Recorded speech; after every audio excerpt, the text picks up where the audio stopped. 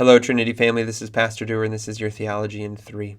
Today, I would like to talk with you about something that I learned in my Egyptology course that I'm taking right now for my master's degree. And that is a question on what the word Red Sea means. As if you look at it in Hebrew, it's Yam Suf. It's the word that's used in Hebrew. It means the Sea of Reeds. And so there's a question: where is the Red Sea? Is it the Red Sea like we see on our maps, or is it one of those smaller lakes along the Suez Canal? That might be one of those Sea of Reeds, a smaller lake.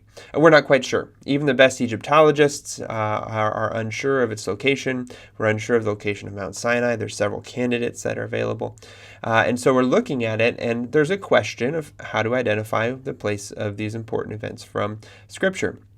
But what I would like to do today is assume for a moment that it's Yam Suf, Sea of Reeds, not Red Sea, because there's a theological implication here that's very important.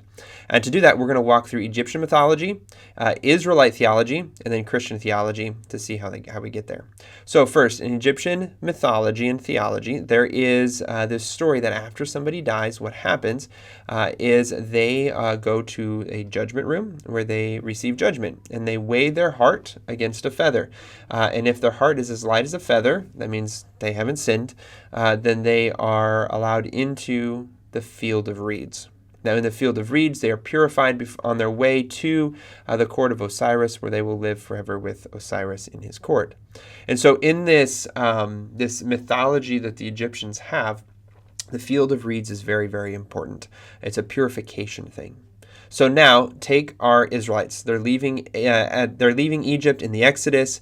They're fleeing from Pharaoh. They're crossing the Reed Sea, the Yam Suf, the Sea of Reeds.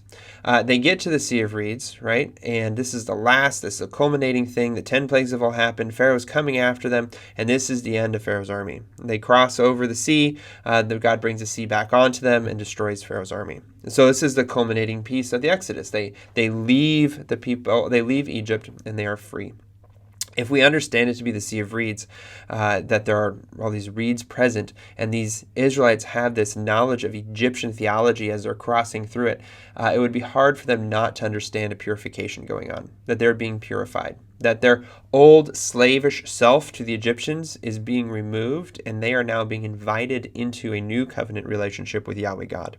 In fact, after they leave the Red Sea, where they go is Mount Sinai, where God gives them the covenant, that he calls them into relationship with him, and they are now a new people, newborn people, and they leave Egyptian mythology and theology behind, but you have this moment of purification as they cross through the Red Sea.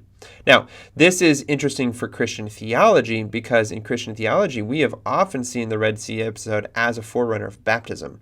You see a big amount of water, usually, it's a tendency to look at it and say, wait, does this have anything to do with baptism? And Christians for a long time have seen it this way, that as the people of Israel cross through the Red Sea, the sin, the enemies, all that is drowned and destroyed. God has protected his people and brought them through. We believe in baptism that when we are baptized, our old sinful self is crucified with Christ. This is Romans 6, that our old sinful self is crucified with Christ, that we are raised to life again with Christ through our baptisms.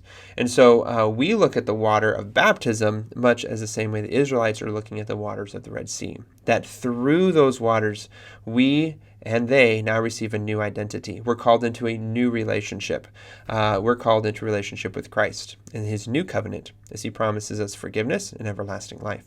And so it's really cool. It's not necessary that we see it as a Sea of Reeds for our theology, but it is very interesting because I think it kind of just reinforces this theology that Christians have been speaking and preaching for thousands of years. So I pray that you have a blessed rest of your day and look forward to seeing you soon.